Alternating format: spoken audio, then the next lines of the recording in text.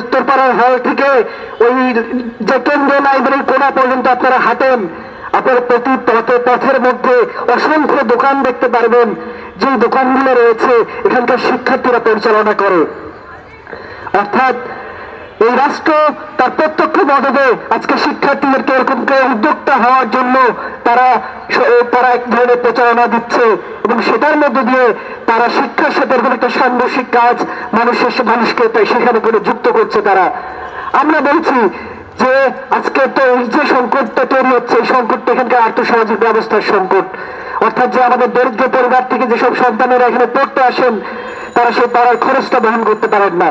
তাহলে শিক্ষার আর্থিক দায়িত্ব যদি রাষ্ট্র নিত এবং একই সাথে সাময়িক খরচ যেটা আছে সেটা পরিচালনা করার জন্য যদি এখানে শিক্ষা বৃদ্ধির যদি চালু থাকতো, তাহলে আজকে এখানে এই শিক্ষার্থীদের এরকম করে মানবতার ভাবে এখানে দোকান নিয়ে রাস্তায় রাস্তায় থেকে বসতে হতো না।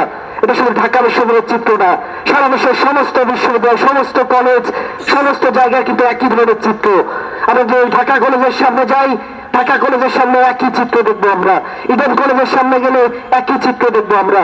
তাহলে আমরা বলতে চাই যে একদিকে যেমন শিক্ষা নিয়ে সিনেমিনি খেলা, সবার জন্য শিক্ষার্থী নেই, ঠিক তেমনি ভাবে শিক্ষা শেষে আমার কাজ নেই।